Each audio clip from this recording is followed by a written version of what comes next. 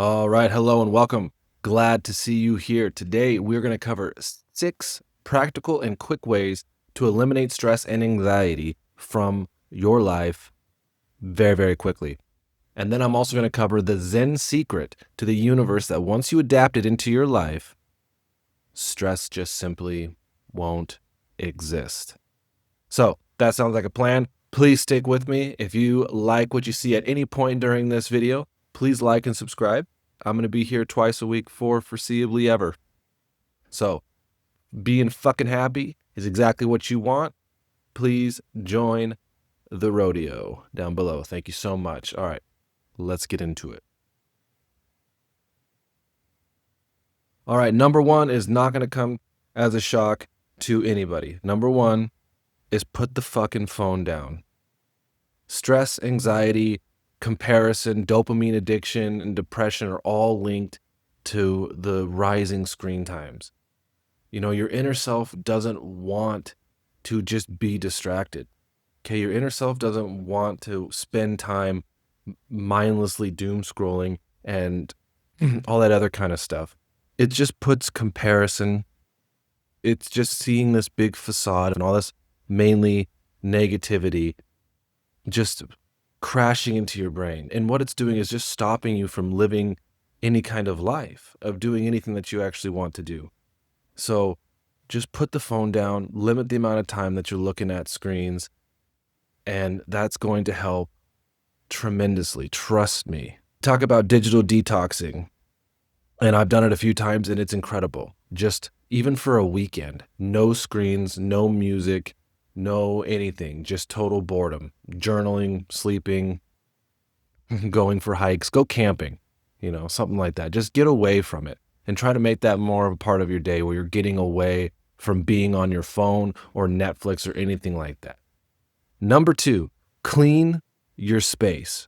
Your space is a reflection of your headspace, always and forever. If there's a bunch of shit all over your desk, if your house is a mess and all that kind of stuff, there's a bunch of undone dishes and dirt all over the place, then it attributes to your mind. They're like one and the same, and it's really, really incredible how it works. I have a metaphor for cleaning your house that really pertains to all aspects of your life. It goes to how you do anything is how you do everything. And so there's really 3 types of people, okay? There's those that don't really clean, right? Their house is just kind of a mess. There's shit everywhere. Those are people who don't follow through with things. They're always late. They're always overwhelmed. They're always stressed out. And when you look at their house, it's a direct reflection, okay? The second type of person is those whose houses look clean, but they aren't really. And what I mean is that they're people that, do spend some time cleaning their house. Their house looks good, but it's just not tip top. At face value, the house looks clean, but in actuality, it's not all that clean. Okay. And then the third type of person is the people who move the furniture to clean the house. So when you clean, you don't just wipe down the countertops that you see and put the clothes away and vacuum the floor. You move the couch and you clean behind the couch. You move the tables to vacuum and to sweep underneath them to make sure that you get everything. And that's really how you want to do things. You do the next step. And that's going to really alleviate a lot of stress, because when your place is clean, it feels really good. Any space that you spend time in, keep it in a way that you would never be embarrassed if somebody surprisingly showed up. That's how you want to keep your spaces. And so with that, going to the metaphor of how you do anything is how you do everything, is that when you begin to program yourself to clean your house and your space like that, you're also training yourself to handle problems like that. When things come up, instead of doing the bare minimum, you're going in and you're saying, okay, I'm going to solve this, I'm going to solve this, I'm going to do this, and wow, okay, this is squeaky clean. And then now you don't have any residual shit going on, right? You're free to just be. You handled it. It's over. Number 3 is brain dump. I love this. This is incredible. So brain dumping is essentially having a journal or a piece of paper or whatever. You can even do it on a computer, but I prefer pen to paper.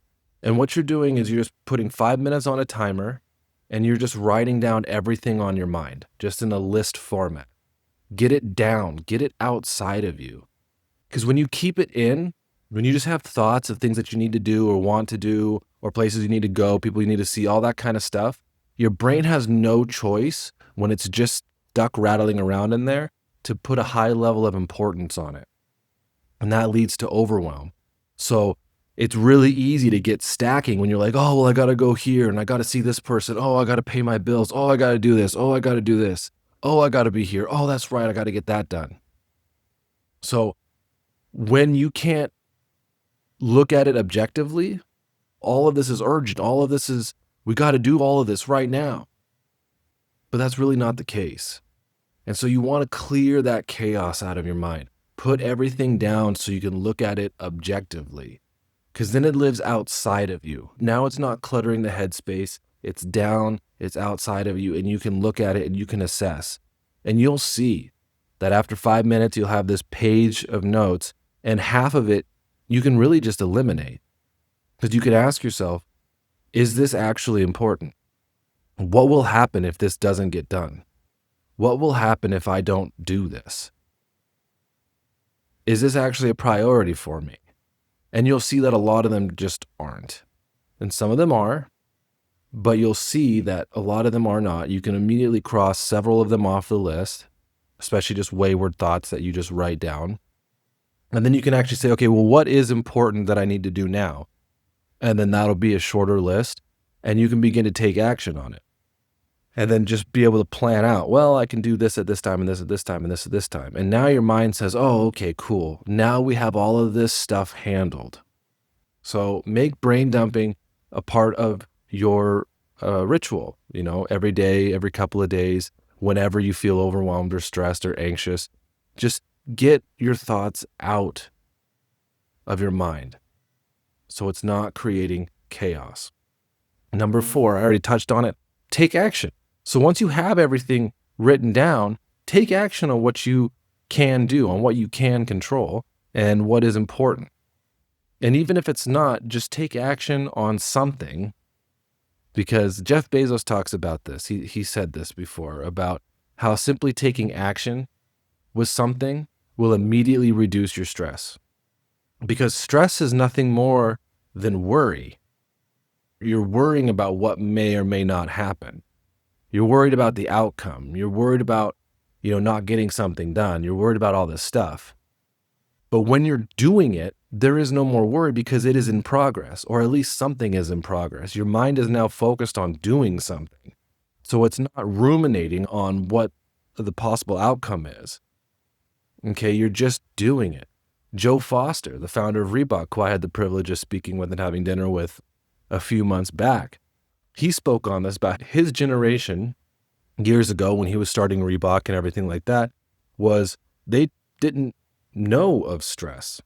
Stress to them was like stressing an object under pressure or something. People didn't have stress, but that was also a generation that just did things. He talked about if something needed done, you just do it. You just go and do it, and then there's no need for stress or anxiety, right? Stress and anxiety is only worry and rumination. It's just this construct on your mind trying to stress the importance of something to you. But if you're doing something, you're no longer stressed about it. Think about it like standing on a cliffside. Okay, when you're standing on a cliffside, you're worried about falling. But once you're falling, you're no longer worried about falling. Now you're worried about the next thing, which is obviously hitting the ground. I know that's an extreme example, but it solidifies the point. Stress and anxiety and worry is only happening because you're not in motion. So get in motion. That could be cleaning your house, okay? That could be working on the project that's coming up that you've been procrastinating. That could be whatever. Just move with it. And the next one is set your priorities. What is actually important to you? To you. Not what some influencer says, not some hot take that sounds good but really just creates more separation and individuality. Not what your parents or friends say, not what's on the news. What is actually important to you? What do you want to spend your time doing? Look 5-10 years in the future, and what is it that you want to have achieved at that point in time? Everything is not a priority.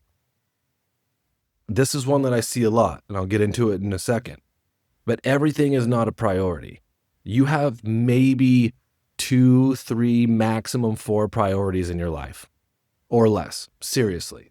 Any more and you need insane willpower. But that Joe Rogan willpower is built. It's not just given to some people. If you want to have 5 or 6 priorities and do all these things, you need to start small and begin to follow through so that your inner self, your subconscious, trusts that you will. Because when it doesn't trust that you're going to follow through, then it gives you all this stress and worry and tells you, oh, we can't get to that. We're not going to do that. We're not going to do that. We can't get to that. Because it doesn't trust that you'll follow through. So set your priorities, your values. What is important to you? What do you want to look back at each day knowing that you spent time on and doing? What do you want to look back in 5 years having accomplished? And just do that. Start with one. Okay? Family, health, career, hobby. Those are examples, right? You can have whatever you want, but recognize that all other things that come about are not priorities. If you set, say, family and health as priorities, you want to spend time each day with your spouse and your children, and you want to get a run in or yoga or go to the gym, great. So those are things that go into your day. So now if somebody is trying to call you to go out, no. This is my time with my family. You have, always have some spare time, but you get what I mean is, now what you want to leave the day with. I see so many people fall into this trap. They're constantly overwhelmed, letting people down, always late, canceling plans last minute, not getting things done. And I met a young girl recently, and she was explaining to me this kind of pattern. I mean, she didn't have the awareness of it, but she was telling me that she's overwhelmed a lot. She has all these things going on, all this stuff, and she can't really stay on top of it. But me listening to this younger woman, I quickly understood that in her mind, she was making everything a priority. Meeting a friend for a drink was an I need to. Oh, I need to meet this friend for a drink. I have to meet this friend for a drink. Oh, we have to go on vacation next month. Oh, we need to do this.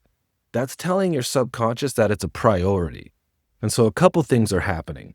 One, if you're already not in a pattern of following through with the things you say you need or have to do, then it's just causing more stress and overwhelm because your subconscious hears that and goes, okay, yeah, right.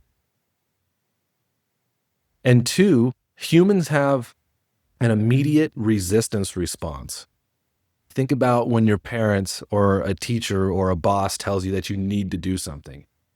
You might do it, but the initial response that you have is resistance. Okay, so you are initially resisting yourself when you say, I need to, I have to. You're making it a priority, and if you don't have the habit of following through with priorities, that's going to be difficult.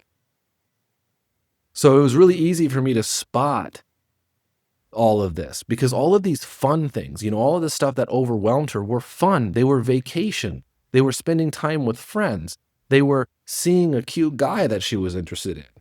And that overwhelmed her because she kept saying, I need to, I have to.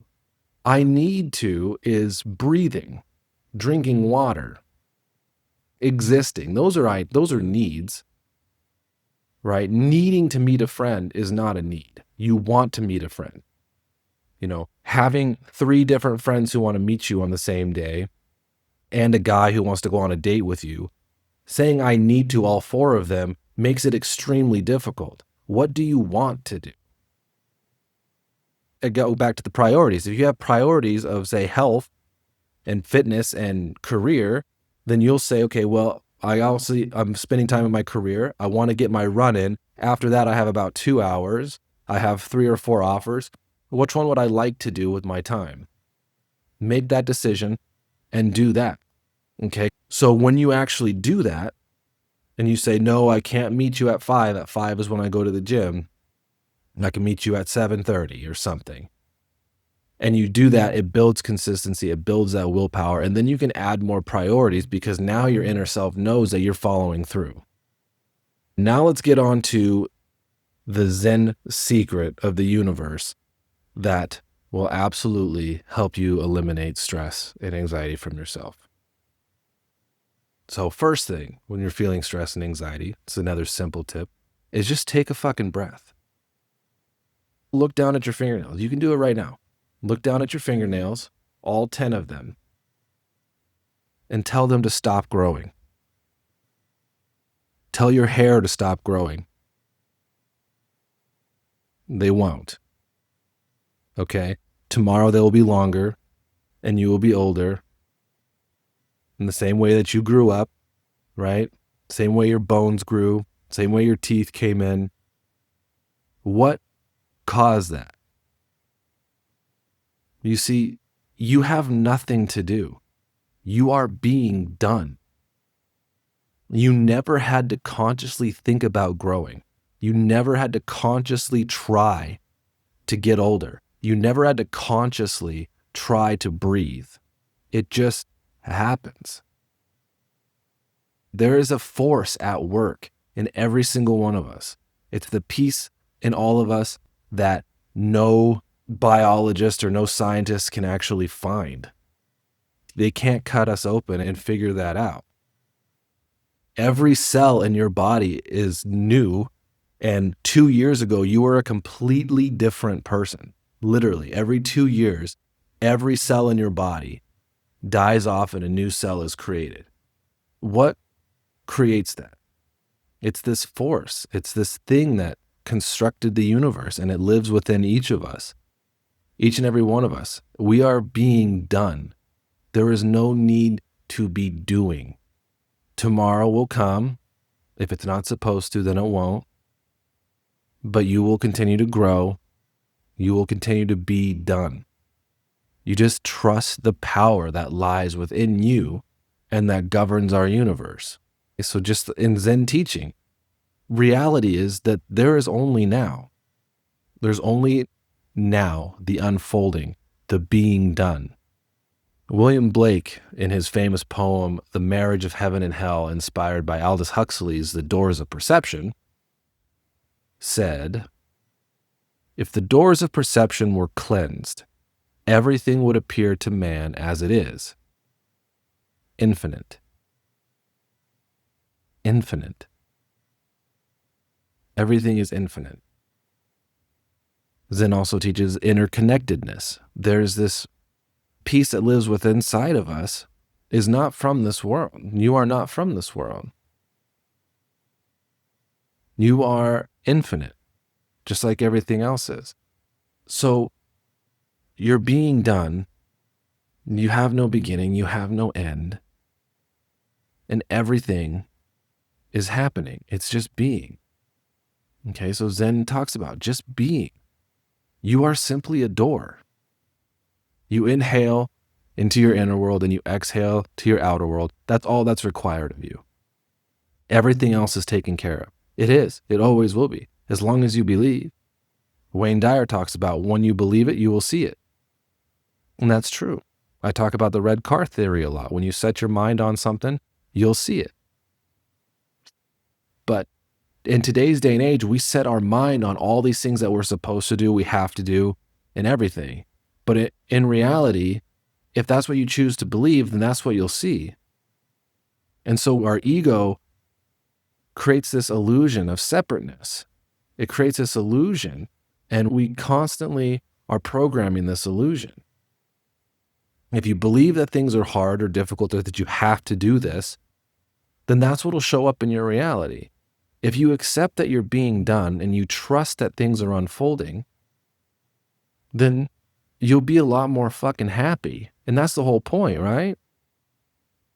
Now, I'm not saying that you should do absolutely nothing, to just forego all responsibilities and have nothing to do in your life. But I'm trying to give you a different way to look at it.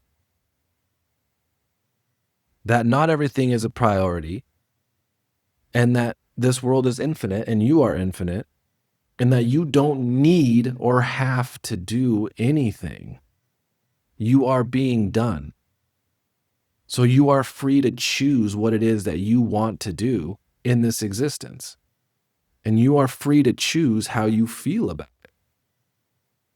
Case in point, you are a being that possesses every emotion possible. You get to choose what emotion you want to feel. You get to choose what it is that you want to do. So take that seriously. And when you're stressed, realize that you have nothing to do. You are being done. The world is unfolding exactly as it was supposed to. And you are free to do what it is you choose. And that also brings a lot more joy into your life. In that way of thinking, you no longer are so wrapped up in how things are going to happen. You're just doing what it is that you want to do and trusting that everything will work out. That helps take the sting out of failures, right? It helps take the sting out of setbacks because it's just part of the ride. You're trusting that everything is happening. It's unfolding as it should. You're learning the lessons that you're supposed to, and everything is going on exactly as it's supposed to. It's all being done. I hope you stuck with me this far. I really do. I hope you got a lot from this. I really hope this helps. I love this kind of stuff. And I'm going to be here twice a week for foreseeably ever. So if that sounds like fun, you want to hear more, please like and subscribe. That really helps me out, allows me to do this a lot more, allows me to research a lot more and give it to you guys. And I love that. Also, if you're interested in locating your subconscious identity, how you actually view yourself in all 9 areas of your life, I do have a free quiz. It's an assessment.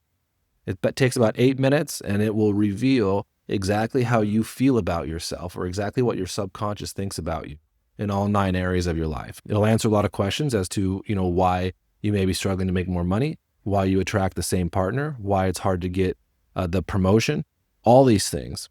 It'll show you that in a nice little map and give you some tips to overcome them and all that kind of stuff. It's totally free. It's in the description below. Check it out.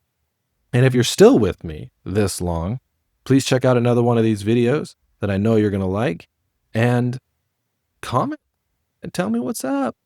I want to hear from you. If you have any ideas, things that you'd like me to cover, please let me know, and enjoy other videos. I love you. Have an incredible day. You are a beautiful, perfect, infinite being. And I hope you understand that. C'est la vie.